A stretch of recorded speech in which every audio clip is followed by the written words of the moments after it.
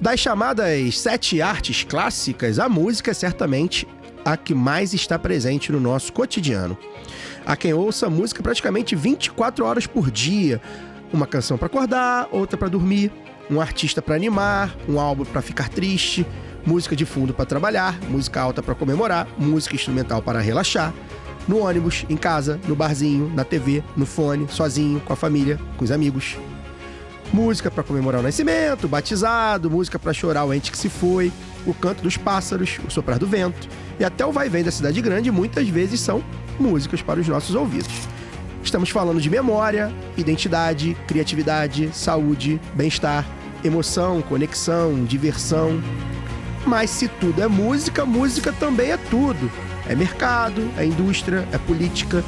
No mundo atual, então, quando falamos de música, estamos falando de capitalismo, algoritmo, big techs, mega empresários, artistas e empresas, conservadorismo, rebeldia, denúncia e muito mais. Como estamos consumindo música nesses tempos? Qual o papel da música brasileira na nossa identidade? E como as canções conversam com as questões políticas? Para ajudar a gente a responder essas e outras questões sobre o tema, o Lado B Revista recebe Gabriel Gutierrez, jornalista, professor, pesquisador de música e criador do canal Na Brisa do Som e, claro, meu amigo, meu professor, Gutierrez, o homem que ajudou a abrir minha cabeça na faculdade de jornalismo, o homem por trás do meu primeiro podcast, lá na aula dele, lá em 2013. Enfim, Gutierrez, um prazer tê-lo aqui, já queria bater esse papo sobre música. O Lado B respira música, gosta muito de música, a gente tenta sempre colocar a música como protagonista, porque é o que a gente acredita que a música de fato é nas nossas vidas, e bater esse papo para entender também um pouco do papel da música no atual contexto da sociedade era algo que a gente já queria. Então a gente agradece a sua presença. Obrigado. Obrigado pelo convite. Estou muito feliz de estar aqui, Caio. Bem, antes de entrar no assunto de hoje, você já sabe, né? A gente está convidando a todo mundo que está nos vendo a inscrever no canal, porque, enfim, de repente alguém mandou o link ou você achou aí o YouTube do Lado B e não é inscrito, por favor, se inscreva e ative a notificação. O YouTube, ele não manda para você se você só se inscrever. Você precisa ativar a notificação para ele mandar. O algoritmo tem disso, né? Agora não adianta só você falar que quer, você tem que implorar para receber. Então a gente pede para deixar o like também. É importante para ganhar engajamento e também, principalmente, dar seu feedback, dizer o que achou do programa. A gente está chegando no fim dessa temporada, né? Já os programas finais aí desse ano. Então a gente pede também que você comente o que você achou e peça, né? Se a gente vai ver se vai precisar de parcerias novas, ou então como é que a gente vai captar aí para ter uma segunda temporada do Revista. Então coloca aí nos comentários o que você achou dessa temporada e a gente tenta continuar. Ano que vem a gente conta com vocês aí para fazer o Revista. Bem, Gabriel, a gente conversou recentemente aqui com o Ian Neves, a gente falou sobre comunicação e para entender a comunicação atual, a gente volta ali na internet. A entrada da internet, ela é uma entrada que, de maneira mentirosa ou de maneira efêmera, real, mas efêmera, deu a sensação de liberdade. Bem, chegou a internet, a gente não precisa aí divulgar pelas grandes TVs, não precisava das grandes indústrias, né? Das grandes empresas, distribuidoras e tal, gravadoras. Mas aí a gente chega num momento, aí 30 anos depois da explosão da internet, com as big techs e com os algoritmos, as plataformas que estão deixando a gente de alguma forma refém. E aí isso talvez seja um episódio novo do capitalismo, né? A gente vivia das gravadoras, né? A música era distribuída pelas gravadoras, as grandes gravadoras das grandes empresas, e agora a gente vê essas big techs. Como é que você analisa esse cenário considerando essa linha temporal, né? As diferenças que você percebe com os artistas faziam críticas, né, severas às distribuidoras, às gravadoras, com esse papel da plataforma hoje em dia, ou seja, é livre, mas até que ponto você entende que o artista é livre mesmo considerando que a gente precisa dessas grandes plataformas para ouvir e para distribuir música? Caio, aí tem uma coisa de pensar a escuta de música, né? Como é que a gente escuta a música? E tem uma história ao longo do século XX que vai desde o gramofone, passa pelo rádio, pelo vinil, pela fita cassete, pelo CD, até chegar no streaming, né? Tem uma coisa que a gente chama de destruição criadora, porque o modelo da venda de fonograma, do disco, entra em crise por causa da internet. Aí fica uma instabilidade, né? Como é que vai ser quando ali as pessoas começam a baixar música, começam a se recusar a pagar para ouvir música, porque você baixa aquele mecanismo do Napster, né? Sim. Que foi super disruptivo. Eu tenho 10 músicas, você tem 10, e a gente juntos tem 20, e a comunidade inteira tem todas as músicas e a gente pode baixar. E aí ficou sem certeza, até que num determinado momento o grande capital se reorganiza e consegue restabelecer o modelo de negócios, que é um modelo de negócios delimitado por um outro capital que não é o capital das gravadoras. Então você tem uma grande estrutura econômica, que são as gravadoras, que detinham o direito das músicas e que ocupavam o protagonismo de fazer os artistas florescerem e de dialogar com a distribuição, né? Porque música tem a produção, a distribuição e o consumo, né? As empresas estão aí na distribuição. E elas, ajudando na produção, eventualmente, mas as gravadoras ajudavam na produção e mandavam para as lojas. Com a crise do fonograma físico, do disco físico, a gente vai para o modelo de streaming que parece que se estabilizou. As pessoas parecem que elas toparam pagar um preço mais ou menos baixo, relativamente baixo, né? No Brasil ainda é um mercado que as pessoas pagam pouco para ouvir música. Ainda tem o modelo freemium, né? O modelo gratuito ainda é muito predominante. Então os relatórios, inclusive, da indústria falam que o Brasil é um país ainda com um mercado muito a crescer nesse sentido. Sim. Porque, de uma forma geral, as pessoas toparam pagar pouco para ter acesso à biblioteca vasta de música. Assim, ter uma coisa de, realmente, né? O acervo da música, sei lá, no mínimo da música ocidental, grande parte dele tá ali, né? Da música industrializada, da música que foi gravada, tá ali nos streamings, e isso facilita o acesso. As pessoas aceitaram isso. Aí tem uma questão, por exemplo, de qualidade do som, né? Que as pessoas usam, né? Tem gente que gosta muito de se ligar muito no aspecto do áudio. Sim. A volta do vinil tem um pouco disso, né? O vinil ele é a volta de quem nunca se foi, né? Mas agora o vinil conseguiu fazer uma coisa incrível, cara. O vinil conseguiu passar o CD. As pessoas realmente gostam do vinil, assim, gostam por causa do áudio. Tem uma coisa do áudio, né? Da qualidade do som. Porque o arquivo do MP3 que a gente ouve no streaming, ele é muito comprimido, então a gente ouve poucas frequências. No vinil a gente ouve mais. No vinil você tem a experiência visual da arte. Se você estiver só no streaming, vai ser uma experiência predominantemente de áudio, né? Sim. Num sentido só. Ainda que você veja ali uma capinha e tal, mas você tem uma experiência... Aliás, é algo que a indústria trabalhou pouco, né? Evoluiu pouco a indústria do streaming considerando isso, que as pessoas gostavam da capa, de pegar. Isso era comum, né? Agora tem Melhorou um pouquinho. Tem o lyric video que começa a aparecer ainda tá ali. Muito... Alguns artistas começam a aparecer o clipe. O clipe é o braço visual da escuta de música, né? Contemporaneamente. Mas na época do vinil, ou a escuta de vinil de uma forma geral, ela tem essa magia de você ouvir e ler quem foi que escreveu as músicas, quem compôs, quem produziu, os instrumentistas e tal. E tem uma dimensão visual também do álbum, né? Porque você tá ouvindo e tá vendo um objeto físico grande, né? Que é diferente de uma tagzinha no Instagram, no Spotify. Você tá vendo um objeto maior. E tem uma outra coisa também, que aí eu acho que talvez seja o ponto central do que você tá falando, que é assim, o streaming deu pra gente uma sensação de oferta infinita. Né? Oferta infinita. Aí pensando... Parece que tá tudo ali. Parece que tá tudo ali. Pensando assim do ponto de vista de quem escuta, do ponto de vista do consumo. A gente pode falar depois do ponto de vista da produção, do artista. Como é que é o streaming pro artista? Vamos pensar do ponto de vista do ouvinte. Do ponto de vista do ouvinte, é uma experiência que, tirando essa questão do áudio, ela realmente oferece uma oferta infinita. Só que isso traz questões, né? Traz novas questões. Algumas delas são, a gente fica um pouco sem curadoria. Tanto que hoje em dia você tem uma febre de playlists e muito no jornalismo de música se ocupa da curadoria. Você pensa assim, o que eu vou ouvir se eu posso ouvir tudo? Se eu posso ouvir tudo, além de eu ter uma dificuldade de escolher o que eu quero ouvir, eu vou ter uma questão também de pular a música. De querer ter uma experiência estética muito rápida, cara. E que dialoga também com o mundo atual. Totalmente, com uma gramática de percepção da realidade, que é muito mais ampla do que a escuta de música, né? Talvez isso seja só a manifestação na música de um fenômeno mais amplo.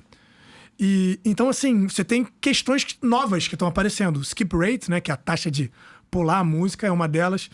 Essa questão da curadoria, de assim, o que eu vi. Por isso que as pessoas amam as playlists. Por isso que as plataformas investem nas playlists, né? Porque as playlists vão dizer, olha só, música pra cozinhar, música pra ouvir, os melhores discos da Maria Bethânia e os novos hits, as músicas lá do B da Taylor Swift, entendeu? Tipo assim, você tem uma questão de curadoria. E talvez o crescimento do vinil, o contemporâneo crescimento do vinil, tenha a ver com uma certa saturação dessa experiência de muito conteúdo. Você tem uma inflação de conteúdo, né, cara? Pra tudo. Sim. Então, assim, você pode ouvir tudo, mas às vezes eu quero, sei lá, ouvir um disco inteiro e não poder mudar ele. Porque talvez alguma coisa na tua percepção vai acontecer porque tu tá ouvindo a 4ª música daquele artista. Sim. Naquela ordem, inclusive. Naquela ordem, exatamente. Então, eu vejo hoje a experiência analógica e a permanência do vinil, e não só do vinil, né? Da máquina fotográfica voltando. Tá voltando. As pessoas voltando à máquina fotográfica, né? Até a fita cassete já tentaram voltar. Não voltou tanto, mas tem alguns artistas que lançam fita cassete. Mas eu acho que tem uma coisa agora de uma experiência analógica de escuta de música que é uma escolha. Porque, historicamente, né, a escuta analógica, ela sempre foi determinada por um modelo. Você comprou o disco, você pode ouvir aquele disco. Aí pensando com a cabeça de quem não conhece o streaming, né? De quem nasceu fora do streaming. Você compra aquele disco, cara. Você tem aquele disco, é teu, mas pra você ouvir aquela outra coisa, você tem que comprar. A revolução era você colocar 3 CDs num só, né? Quando lançaram 3 exatamente, mas tu tem que comprar os 3, né? Tem que comprar os 3. Tem que comprar os 3. E não era barato. Tu vai pagar, sei lá, R$60, no mínimo, né? Sei lá, R$90 pra comprar 3 discos e hoje você paga R$30 e ouve o streaming. Então, assim, num modelo que você tá preso no analógico, o analógico é uma prisão. Você tá ali e fala assim, cara, se o rádio não tocar, eu não escuto. Eu lembro que eu era moleque e eu ficava tentando... Esperando pra gravar. Porque eu ainda não conseguia comprar alguma coisa, eu nem sabia o que era direito. Eu esperava pra gravar. Então você fica um pouco muito a serviço do emissor, né? O emissor é que decide. Aí as rádios dominam, porque você escuta o que ela quer que você escute. Você ligou a rádio, mas ela vai fazer a curadoria, ela vai determinar tudo pra você. As gravadoras que vão pagar pro artista tocar no rádio, jabá e tal. Ou que vão divulgar aquele cara, né? Com marketing e tal. Então, na escuta analógica, você tem esse efeito da curadoria, que era uma prisão, porque a gente não podia ouvir outra coisa. Agora, a gente vive a inflação de informação, posso ouvir tudo. E aí, talvez o analógico agora seja mais livre, entendeu? Cara, quero tirar uma foto, porque eu quero ficar ocupado com a minha câmera tirando foto. Quero ouvir um disco, porque eu quero, de vez em quando, não poder pular. Isso. Eu quero botar o disco lá e sentar aqui. Ficou muito grande, muita água pra beber, muita água pra beber. E aí acaba que você tem esse fenômeno que eu chamo da ansiedade da oferta infinita. Você fica pra escolher, você pode escolher tudo, você não vê nada. Isso acontece com filme, jogo de futebol. E o que é mais doido, aí entra a lógica do consumo, né? Uma perversão disso, que é o quê? Você assina 10 streamings, tem 10 milhões de filmes pra ver. Como você tem oferta infinita, você não escolhe nada, e aí você acha que a solução é o quê? Assinar mais um streaming. Aquele é melhor que o outro. E, na verdade, não tem a ver com isso, né? Tem a ver com curadoria, tem a ver com você entender o que você quer, e tem a ver com... Cara, tem a ver com uma limitação. Sim. O limite, ele pode ser restrição ou ele pode ser um contorno. Claro. Contorno da experiência, cara. Isso. Tô aqui pra ouvir esse show. Se eu ficar entediado em 1 segundo, no streaming você pula a música, né? No show, tu fica vendo o show. O mundo ficou grande demais. Grande demais, fica uma experiência sem fim, assim. Deixa eu te perguntar do ponto de vista do produtor, então, porque uma das minhas falas ali na abertura fala sobre artistas e empresa, né? É claro que se a gente for revisitar o show business desde o Beatles e Roberto Carlos aqui, até chegando em Anitta e Taylor Swift, a gente vai ter muita coisa semelhante, né? Só que a gente tá falando, a Taylor Swift bateu aí $1 bilhão que ela arrecada e tal. A gente tá falando de artistas que são empresas que, aliadas às outras grandes empresas, de fato, né? Acabam dominando um pouco o cenário musical. Repito, isso não é uma novidade exatamente, porque aí, se a gente for lembrar, né, por exemplo, tô aqui falando de cabeça, você pode me corrigir, mas assim, na época do rádio, era Marlene e Emilinha, também não tinha terceira, não tinha chance de terceira, então cada um escolhia lá e colocavam as duas, né, entre outras coisas, o próprio Roberto Carlos e tal. Só que hoje a gente vê isso de maneira muito óbvia, mas ao mesmo tempo, e isso é uma coisa que o jornalismo passa também, e dialoga muito com o jornalismo, por isso que eu citei o lado B que a gente fez com o Ian, da comunicação, a gente tem a oportunidade de você, com seu violão, gravar e colocar lá. Você não vai ter o espaço, você não vai ter o engajamento, você não vai ter a possibilidade que as grandes plataformas vão dar para a Anitta, que lança qualquer coisa hoje em dia e que tem 1 bilhão de visualização, mas você tem a possibilidade de colocar. Como é que você vê isso hoje pro independente? Que é a minha grande... Assim, pro independente melhorou. É uma questão, muitas camadas aí, né? Eu tenho pensado muito numa economia da música para pequenos e médios. Porque os grandes e os imensos... Sempre foram, estão aí... Vão estar dominados, tá tudo certo para eles, entendeu? Eles dialogam no B2B, né? De empresa para empresa, entendeu? Como é que é pro pequeno e pro médio, assim? Eu acho, cara, que é inegável que a internet abriu um dique de contenção aí. Porque, historicamente, né, a gente tinha as gravadoras, um AIR, que é um gestor de talentos ali, ele percebe um artista em potencial, investe naquele artista, e tem uma coisa também aí que é importante dizer assim, as gravadoras também investiam em artistas. Claro. Sabe assim? Você tem uma restrição, porque é muito pouca gente, são pouquíssimos escolhidos que vão ser selecionados para serem... para receber esse investimento, mas você tem uma noção de que, cara, isso aqui é um talento... Eles não inventavam... não era todo mundo que era inventar. Tem os inventados, mas tinha tem um talento. os estabelecidos e tem os que você percebe que são interessantes para você...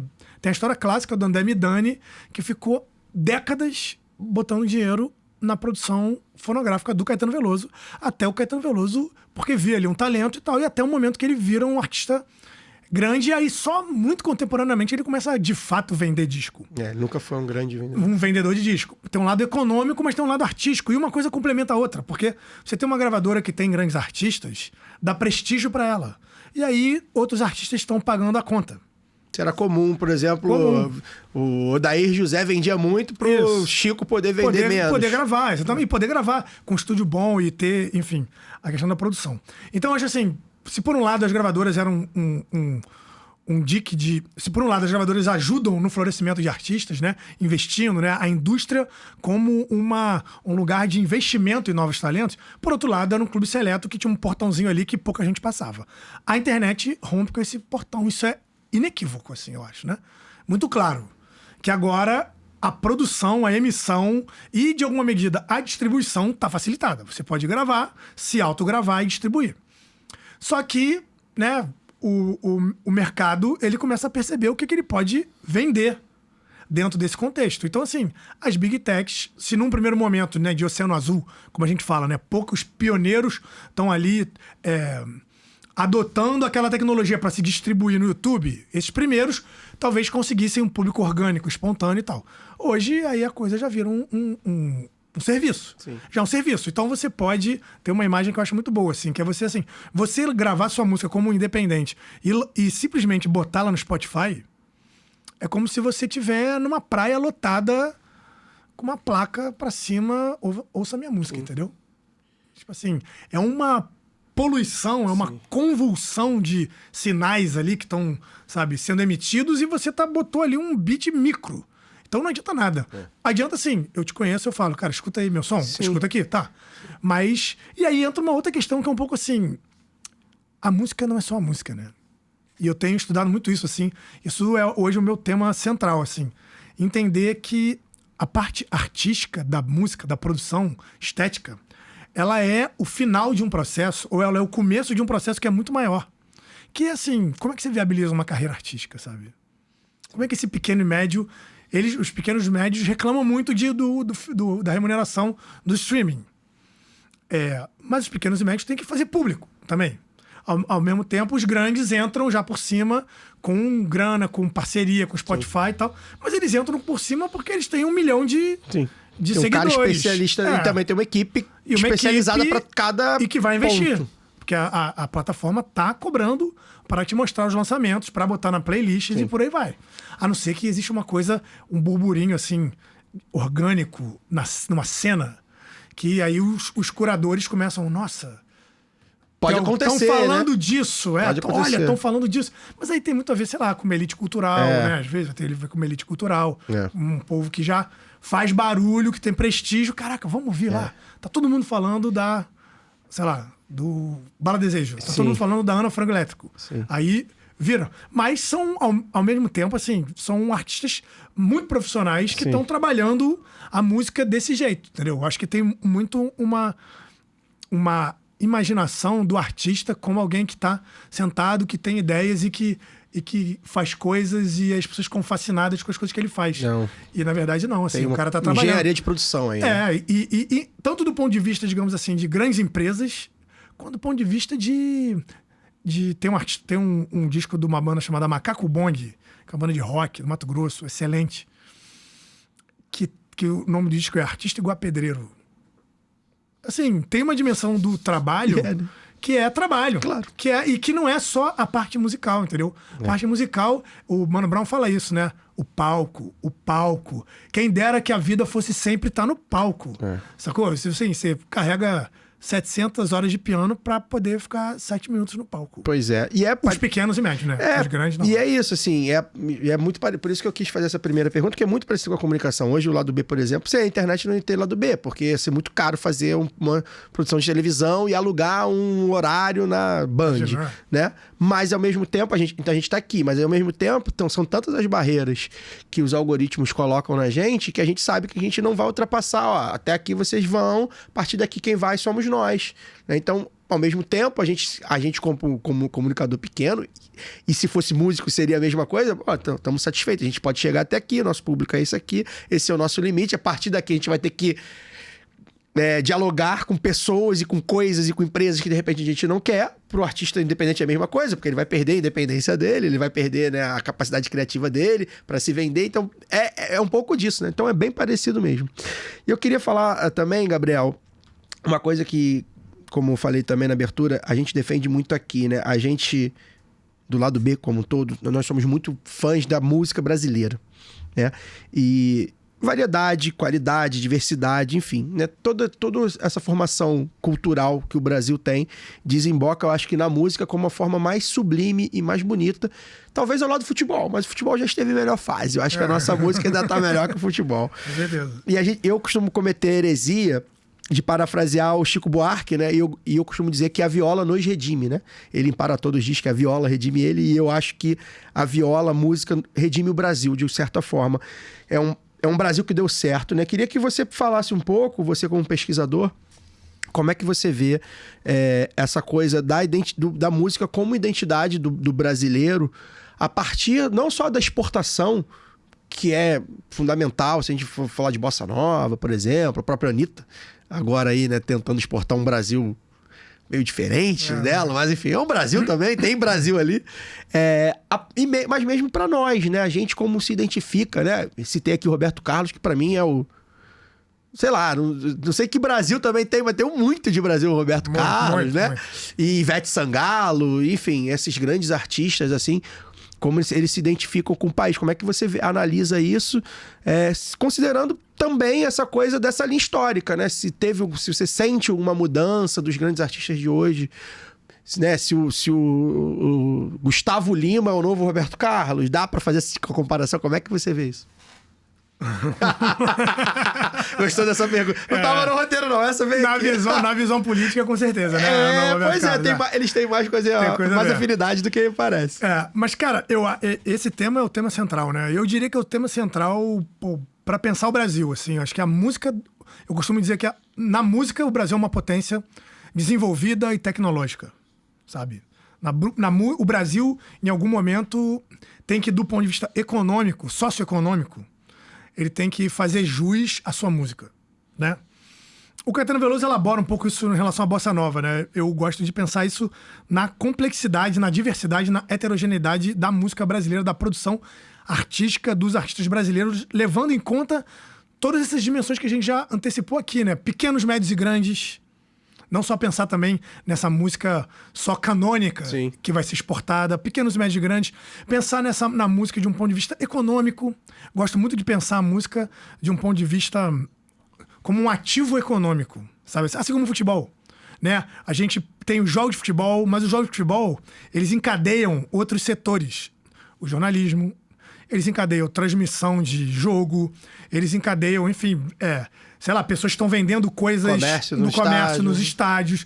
Eles encadeiam escolinhas de futebol, venda de camisa. Você tem, assim, um ciclo muito virtuoso do ponto de vista econômico. E, assim, eu diria que uma grande ambição que eu tenho, assim, é ver o Brasil conseguir fazer isso com seus diferentes ecossistemas musicais. São muitos. Né? Que são muitos. E são muito grandes, assim. O sertanejo consegue fazer isso. Isso a gente tem que admitir. Inclusive, é uma crítica bem frequente, assim, das pessoas que vão nas feiras de negócios de música, que falam assim, cara, os sertanejos têm que estar aqui, porque eles desenvolveram um modelo de negócio extraordinário. Isso é inegável. É óbvio que tem muito dinheiro privado, né, do agro industrial, né, que, enfim, é um setor central da vida do Brasil desde o Brasil colônia, aquele papo todo e tal. Tem muito dinheiro público também, porque esses caras fazem muito show em prefeitura, né, do interior, mas eles empregam muita gente e eles têm infraestruturas de show que são incríveis, assim, sabe? E a roda gira. Cada Cada hora tem um cara novo. E os artistas dialogam entre si pra que fazer raríssimo. feat com o outro, porque aí você traz o público, faz o crossover. Então, assim, tem uma coisa estritamente econômica, né, que não tô nem entrando na questão estética, claro, nem na questão política. Mas, assim, na economia que eles conseguem fazer. Mas que o funk consegue fazer. Aí, de um jeito muito mais incrível, né? Porque fazer com um dos maiores setores econômicos da economia brasileira e um dos maiores bancados do Congresso é mais fácil, né? Fazer na raça, na rua, sabe assim? A galera do funk consegue fazer o funk virar uma música exportável. Sim. É uma coisa impressionante, entendeu? O que a galera do funk conseguiu fazer... Sabe, no Rio, especialmente no Rio de Janeiro, assim, de ter um mercado, de ter lugares pra tocar, você começa a ter equipes de som, sabe, que sempre estiveram, mas elas vão crescendo, e você tem uma safra de artistas ao ponto de você ter uma Anitta ou uma Ludmilla. Mas a Poca e a Lesha também, enfim. Você tem artistas que começam a chegar no pop, e isso é muito incrível. Como é que o funk brasileiro, carioca, consegue de alguma forma se tornar um funk brasileiro para ser exportado e consegue renovar o pop, converter o pop. Quando eu era jovenzinho, a música pop era o pop rock inglês. O skunk era o pop brasileiro, era o pop... com uma cara inglesa, assim, é isso. Era o Jota Quest, não sei o que e tal. É em inglês, né? Inglês não, é inglês. Pop rock é em inglês. Ou uma versão brasileira disso. E isso mudou, né?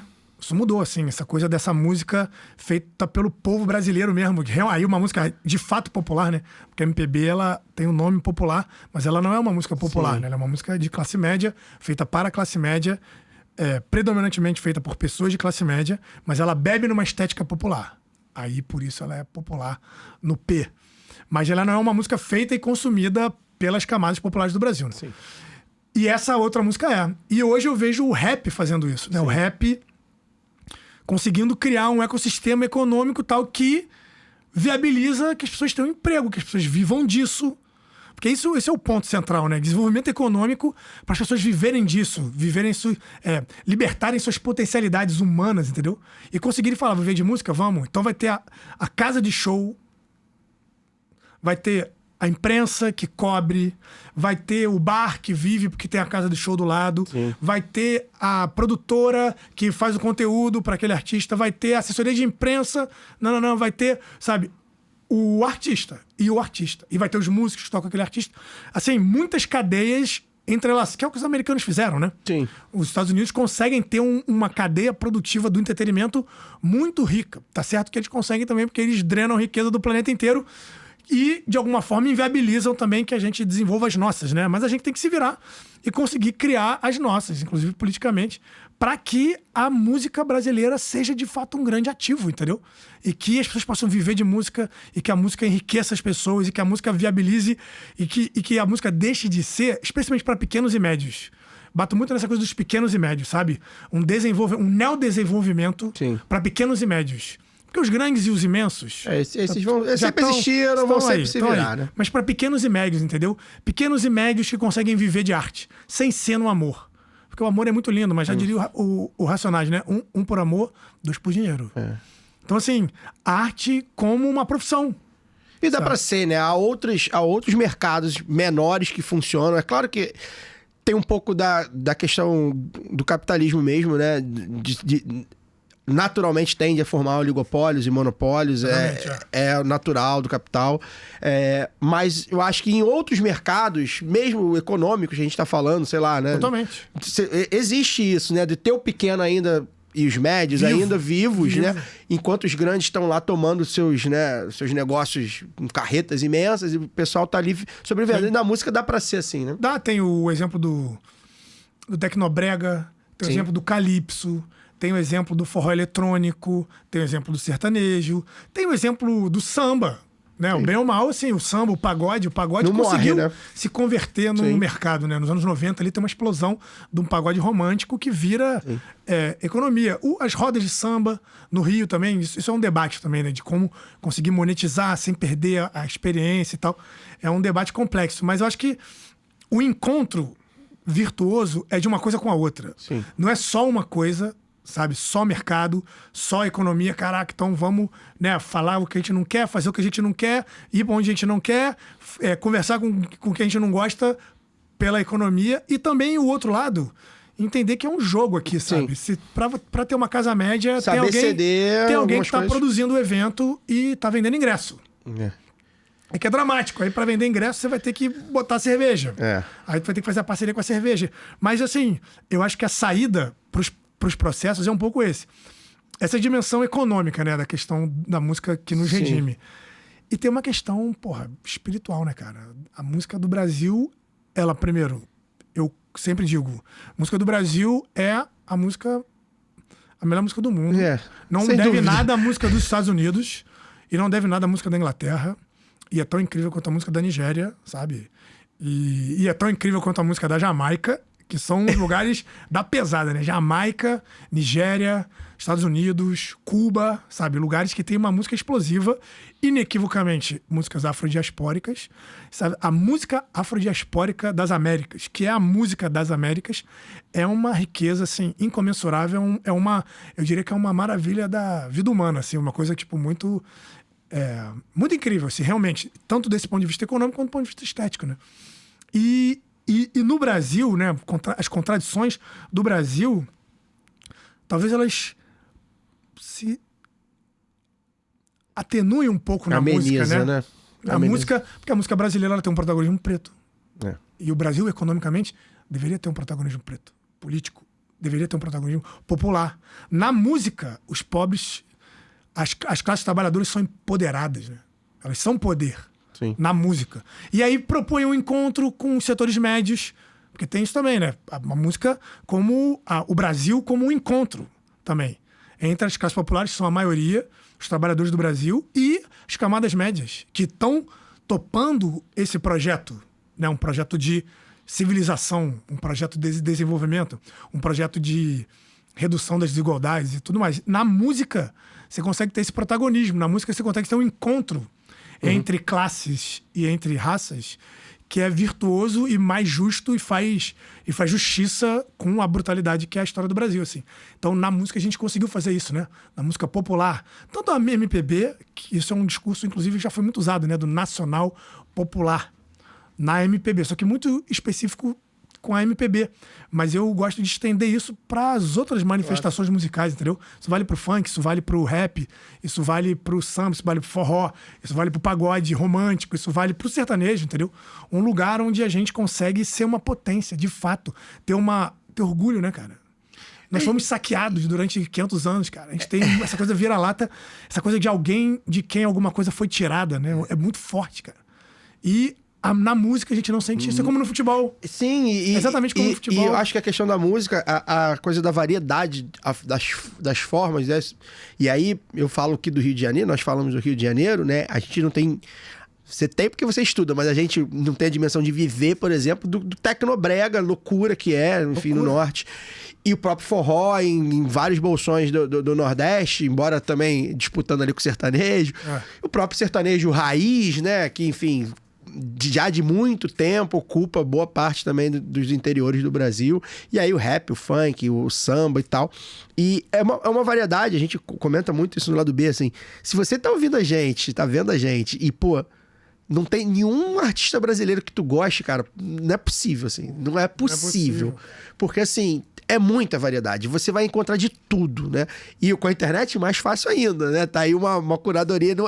Você precisa mergulhar, precisa ter indicações, mas você vai achar, assim, Porque é isso, assim, eu me emociono muito falar na música brasileira, porque é de fato uma potência e meio de exportação também. Você vai falar de artistas brasileiros, mesmo os artistas da MPB, da Bossa Nova, o pessoal que conseguiu se cacifar, até por questões econômicas lá fora, né? A gente gosta muito do Chico, a gente fala muito do Tom e tal, assim. Cara, a gente tá falando... Se esses caras, né? O famoso, se esses caras fossem americanos, né? O que seria o Tom Jobim? Sim, sim. O que seria o Tom Jobim? A gente estaria falando aqui, né? Gilberto Gil, né? O que seriam esses caras, né? Assim, esses caras... Milton Nascimento, né? E o Milton mesmo até é um cara que é muito reconhecido lá fora, assim.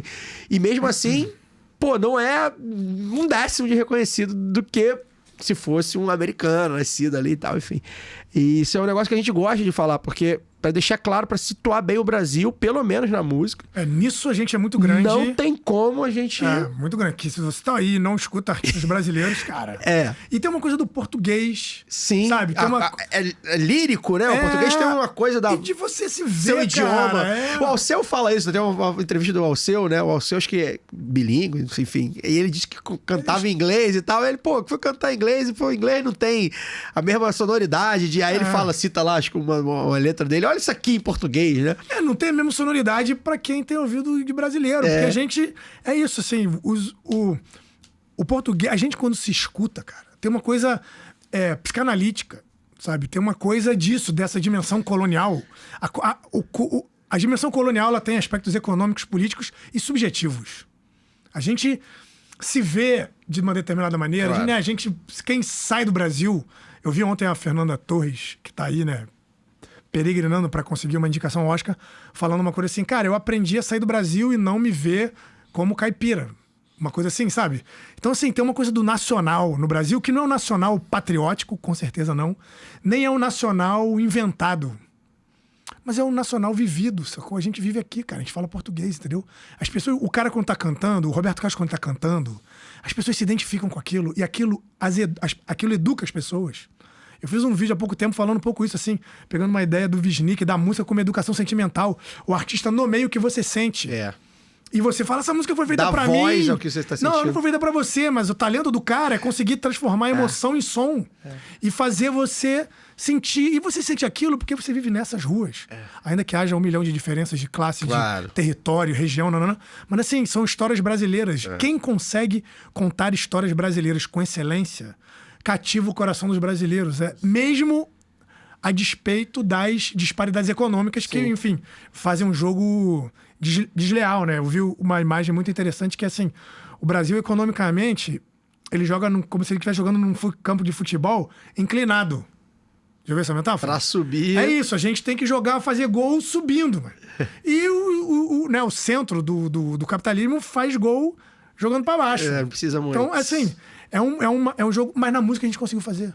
E quando a gente consegue contar histórias brasileiras, falar dos brasileiros, eu não sei o que é ser brasileiro, tá? Eu não tô pensando uma visão essencialista, ancorada numa tradição, num folclore, não é nada disso. Isso tudo tá sendo construído, cara. A gente tem que se entender como brasileiro. Tudo que Hollywood faz é gastar energia, estética, econômica, tempo... para se entender os Estados Unidos. É isso, eles vivem disso, cara. Todas aquelas histórias são histórias locais, né? Histórias locais. A gente é capaz de ver um filme sobre um bairro específico. A gente conhece... Que a gente, às vezes, o cara conhece mais aquele bairro do que a cidade dele, entendeu? Assiste uma série que se passa no... Porra, detalhes de Chicago, ruas de Chicago, não sei o quê. Assim, eu não vou moralizar o consumo de arte de ninguém. Não é isso, mas é um pouco assim, sei lá... Se a gente tivesse um ecossistema desse no Brasil, era emprego para mais gente. Também. Era emprego para muito mais né? gente. É muito econômico, assim. Mas também nesse sentido da gente se reconhecer, cara. Quando alguém consegue fazer isso, tipo Roberto Carlos, eu não sei se ele é o maior de todos os tempos. Eu acho que o maior vendedor de disco... Ele é o maior nome. É o maior nome. Porque ele é o maior vendedor de discos de todos os tempos. E porque ele consegue escrever coisas que os brasileiros...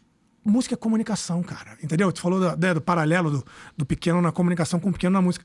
Música é comunicação, entendeu? Tem uma coisa da comunicação que é sempre... A gente estuda há milhares de anos, o mercado tá aí, tem 1 milhão de especialistas tentando entender o que faz um sucesso, porque essa música vai bombar, não vai bombar, por que vai acontecer ou não vai acontecer.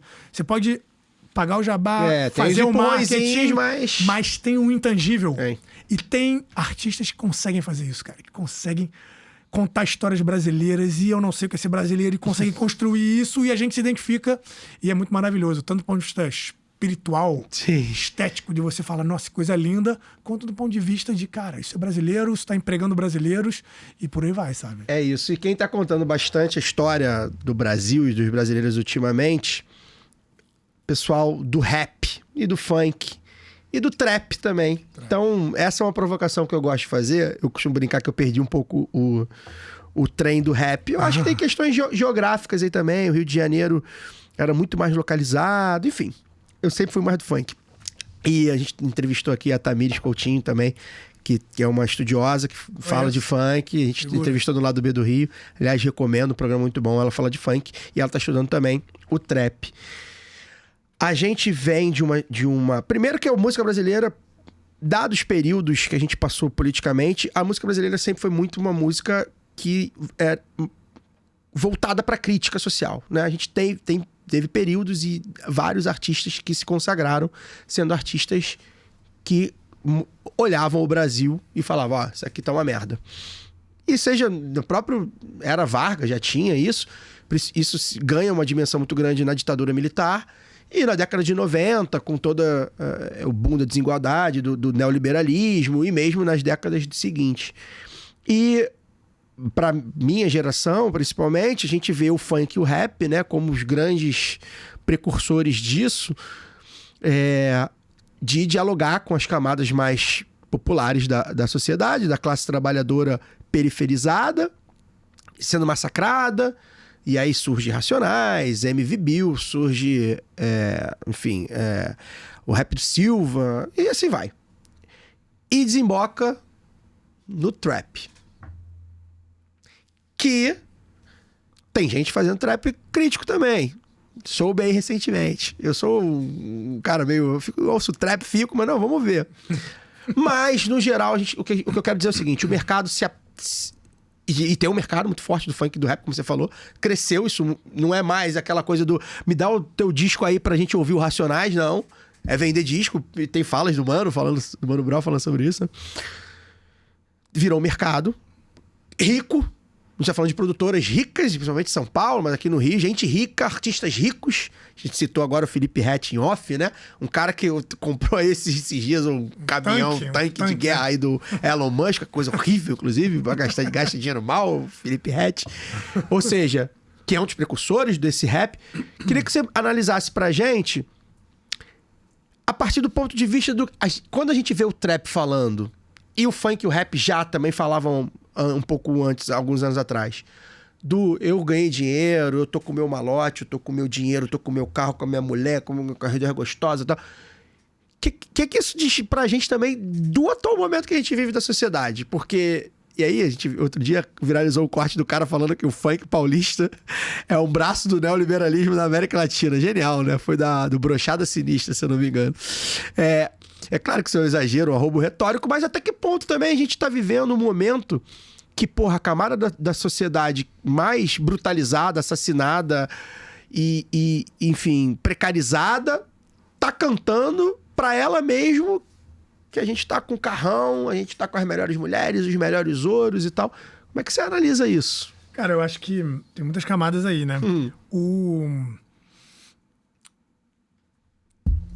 Eu acho que o que aconteceu com o rap, especificamente, né, que eu conheço melhor, é assim, o rap chega no Brasil mediado ali pelos meios de comunicação, anos 80 tal, numa onda também dos bailes, né, que rolavam, bailes de subúrbio, que já rolavam, por isso que chama funk, né, o funk começa a chamar funk por causa do funk James Brown, não sei o quê, aí media com Miami Bass, aquela história toda, que eu não vou entrar aqui, e aí em algum momento o rap também chega. E aí o rap começa a ser feito por pessoas, assim, no Rio de Janeiro, por simpatizantes, né? Entusiastas, assim, caraca, eu gostei, eu vi, vou começar a fazer. E o rap que chega no Brasil, especialmente o rap que chega no Brasil nos anos 80, final dos anos 80, que é pegar Racionais ali, 88, 89, o primeiro disco aqui do Rap do Rio é 93. Então, assim, mas a galera já estava fazendo antes, só consegue gravar em 93, mas estava fazendo antes. Esse rap específico, ele é o que a gente chama lá na literatura de estudo de rap, né, nos Estados Unidos, chama de um rap afrocêntrico. Que é um rap que especificamente vai chamar para si uma ideia de uma lírica de protesto. Tá? Uma lírica. Ou seja, você tem a música e você escreve fazendo crônica, denúncia e crítica. Tá? Isso vai inspirar as pessoas. O maior nome disso é o Public Enemy, que curiosamente nos Estados Unidos, né, como a gente estava falando um pouco antes, né, não dá pra gente pensar em purezas. Então, assim, o Public Enemy ele é muito politizado, ele é muito afrocêntrico, ele é muito rebelde, mas ele é abraçado pela MTV e pela indústria e exportado para a periferia do capitalismo a ponto de chegar no Brasil. Então, olha que curioso, uma música muito rebelde, com uma lírica muito rebelde, chega no Brasil e inflama uma galera que vão ser as primeiras gerações de rap. E que vão falar assim, cara, a música é protesto.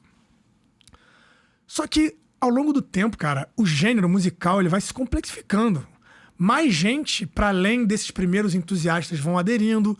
Você começa a ter um público, hoje em dia a gente vê claramente isso, né? O rap saiu do nicho do rap, da galera que gosta de rap. O rap entrou num lugar de... Tem love song, tem gente que... Parceria com gente do pop, parceria com gente do MPB, parceria com gente que não é do rap. Então o público do rap se extrapolou o nicho do rap, da galera do rap. E aí o gênero começa a ficar complexo e diverso. Ganha vida, né? Ele começa a ficar uma coisa assim, ninguém mais é dono disso, entendeu? Ele começa a ficar complexo, ou seja, então você vai ter o rap que continua fazendo letra de protesto. Eu discordo dessa coisa meio, mas agora o rap tá... Assim, tem vários raps, cara. Sabe? Tem vários raps. O gênero, ele é complexo. Ele tem várias subdivisões. Então tem um trap que tá... Né, o trap como um subgênero do rap. Que tá falando dessas coisas. Tem outro trap que tá falando de outras coisas. Tem um rap que continua falando de protesto.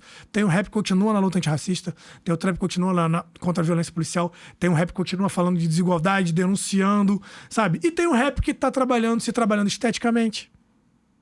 Porque a dimensão política da música, ela não está só na letra. Isso é muito importante. O funk, várias vezes, não tem uma letra explicitamente de protesto, que vai falar do Estado, da polícia, da opressão e tal, mas pode estar falando de comportamento.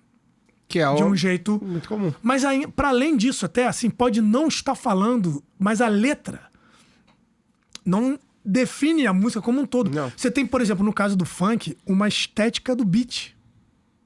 A batida é muito sofisticada.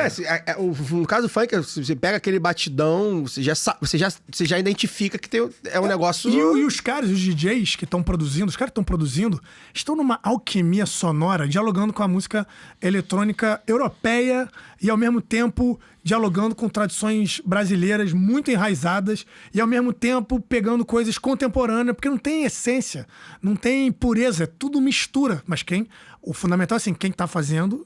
Quem tá protagonizando e quem tá ganhando dinheiro, né? Porque essa galera tá fazendo o seu mercado. Então, assim, mas do ponto de vista estético, especificamente, cara, os caras estão fazendo uma coisa muito complexa que tá empoderando pessoas periféricas. Então, assim, a dimensão política permanece. Ainda que a lírica, a mensagem de protesto, talvez seja hoje uma coisa mais nichada. Entendi. A mesma coisa vale pro rap, entendeu? Tipo assim, a galera tá falando de outras coisas, mas assim, eu tô vendo, nesse momento eu tô estudando gravadoras. As gravadoras que os caras estão criando. Os artistas de rap crescem tanto, no Rio, né? Hatch, Major RD, Xamã, Orochi. Sacou? Os caras eles crescem tanto que alguns deles criam empresas, criam gravadoras. E essas gravadoras começam a agenciar outros artistas de rap e funk. Então, assim, os caras estão criando um ecossistema econômico, cara. Como é que alguém vai dizer que isso não é político? Sim. Sacou? Como é que isso não é político? Esses caras não dependem da grande, da major, que a gente chama, né, da Sony. Eles fazem parceria. A Sony, de repente, vai distribuir. Sabe assim? Vai ajudar no marketing. Mas o artista é ele, curadoria é ele, repertório é eles. São eles. É uma economia que está vindo de baixo. Então tem uma dimensão aí que é política. Porque desenvolvimento econômico e enriquecimento de pessoas historicamente desumanizadas é política. Ainda que o texto tenha variado. E aí é uma coisa que eu venho notando, talvez mais no público do que nos artistas. Os artistas todos se posicionaram contra a extrema-direita. O público, eu vejo isso muito nos perfis, assim, especialmente nos perfis, né? Não no público do show, mas no público de internet, no público digital, o público, às vezes, vai estar ali meio que chegou agora. O Emicida fala uma coisa interessante, né? Ele fala, o rap deu visto de turista pra muita gente. Sabe, tem uma coisa de visto de residente, fala uma coisa assim, visto de pra entrar e o visto de turista. Então às vezes tem muito turista que tá ali meio... E aí não entende que o rap tem um compromisso histórico e tal. Então, por esse lado, eu vejo um assédio, uma coisa neoliberal assediando. Mas eu vejo que tá em disputa, assim, sabe? Eu não tenho nenhuma onda, assim, de apontar o dedo e falar quem devia fazer o quê, como é que deve ser a música e tal, sabe? Isso é um ponto de vista também do mercado, né? O mercado... Eu acho que E aí, quando a gente fala no mercado, é que você começa as próprias plataformas, fica mais fácil. E o público que foi criado por esse mercado, de repente, eles preferem ouvir esse tipo de letra que é mais Love boa song, onda, a onda da curtição, do jovem, né? Sim. A gente tá falando de um público que é predominantemente jovem. E aí o cara quer ouvir que, porra... E aí, curioso, porque a gente viveu isso no hip hop, né? No R&B, quando estoura no Brasil também, ali no final da década de 90, né? Quando vem muito forte ali no Brasil, de Ja Rule, de... Esses caras, de Snoop Dogg, esses caras também cantavam isso. Totalmente. Era totalmente isso, assim. E os caras, sei lá, 50 Cent com 200 tiros no corpo e cantando que quero estar com a minha mulher, com a minha Ferrari e tal. Foi o que eu quis dizer quando eu falei do rap afrocêntrico. Sim. É que chega no Brasil pra... germinar o rap brasileiro, chega no Brasil um rap específico dos Estados Unidos, que é complexo. Vários lá. O próprio o Miami Bass, né, que vai informar o nascimento do funk carioca, é um rap. É o rap de Miami, né, da Flórida. É o rap de Miami, é um rap. Lá ele é visto como rap, também conhecido como booty rap. Booty, tipo assim, de putaria. Sim. Então, assim, que aí é Miami, tem praia, muito mais latinizado. E tem o trap, que é de Atlanta. Mas tem os outros raps também, que são da outra costa. Nova York. Tem os de Nova York, tem os de Los Angeles, que já vão ser os de Los Angeles, por exemplo, que já vai ser diferente desse afrocêntrico, que vai ser o gangsta. Mas aí o gangsta com uma pegada política ainda também, mas com uma pegada política também. Tipo assim, cara, essa é a vida, sabe, do afro-estadunidense nesse contexto e tal. E isso vai se desmembrando, cara. E assim, tem drill, grime, horrorcore. Você tem, assim, 1 milhão de subgêneros, de cada um com seus atributos estéticos, a sua relação com a questão política, às vezes uns mais, outros menos, assim, né? Então, assim, o gênero musical, ele é muito complexo. Ou seja, ele é muito heterogêneo, ele tem muitas subdivisões que a gente tentar resumir e capturar isso é um fenômeno muito grande para você simplificar. Mas, de qualquer forma, e aí, né, para dar a palavra que eu acho que é fundamental, um pouco assim, continua sendo político. A existência dele já é a existência é política. A existência de determinados corpos, o enriquecimento de determinados corpos, né? A prosperidade de determinados corpos falando de coisas ou de outras coisas é político. É que a letra, né, a lírica varia, mas... É isso. Gutierrez, muito obrigado. Acho que foi um bom papo. A gente conseguiu apanhar aí. Música, se deixasse, a gente tá aqui falando, né? 10 horas, mas a gente tem um limite de horário aqui. Acho que a gente conseguiu condensar bastante coisa aqui do papo atual. Quem sabe você volte aí pra falar de outras coisas, né? Dentro da música, porque acho que tem coisas a gente ainda pra falar. Mas acho que ficou muito bom, a gente conseguiu aí condensar. Obrigado pela sua presença, é sempre um prazer bater um papo, te ouvir. Deixa seu recado, deixa seu arroba lá também, né, no Instagram, das suas pensatas, enfim, deixa seu destaque final aí. Caio, obrigado pelo convite, muito bom trocar essa ideia contigo, né? Para quem quiser ouvir mais sobre, né, essas ideias sobre música, sobre o mercado da música, sobre a estética da música, especialmente a música das Américas, né, essa coisa que eu considero uma maravilha de fato. Na Brisa do Som, né? Especialmente no Instagram. Tem no YouTube também, mas @na Brisa do Som. Sou Gabriel Gutierrez. Muito feliz de estar aqui. Obrigado. É isso. A gente agradece também quem ficou aqui com a gente até essa hora. Lembrar, né? Enfim, deixar o like, o de sempre, né, gente? YouTube. A gente precisa vencer o algoritmo. Não é simples, a gente tá aqui falando de algoritmo há vários programas e, na verdade, a gente nem quer vencer, mas a gente quer burlar um pouco. Então, a gente precisa que você deixe o like, comente. Se tiver alguma pergunta sobre música, sobre algum dos temas que a gente falou aqui e que você queira mandar pro Gabriel, você pode mandar nos comentários, pode mandar no Instagram dele também, mas se quiser deixar no nosso comentário, a gente passa para ele responde de repente até no Instagram dele, a gente faz uma dobradinha, deixa seu feedback pra gente. É muito importante, compartilhe, que eu acho que esse é um assunto que a gente foge um pouco da nossa bolha de falar de política, de economia, falar de música, a gente amplia um pouco a nossa chamada bolha, né, dos nossos espectadores e espectadoras. Então, manda pro pessoal aí, manda pros grupos, enfim, compartilha nas redes também pra gente, é importante. A gente fica por aqui, lembrando sempre que o Lado B Revista é uma parceria do Lado B com o escritório Normando Rodrigues Advogados, a quem a gente agradece muito de ter deixado a gente fazer esse programa, que para mim foi um prazer fazer. A gente tá aí, tem mais 2 programinhas, só tem esse mais 2 para fechar o ano. A gente não sabe se a gente vai conseguir fazer uma segunda temporada, a gente espera que sim, mas de toda forma a gente agradece muito o escritório por ter por ter possibilitado a gente de fazer esse programa que eu gostei tanto. A gente fica por aqui, a gente volta daqui a pouco, daqui a uns diazinhos aí, com o Lado B Revista número 11. Valeu!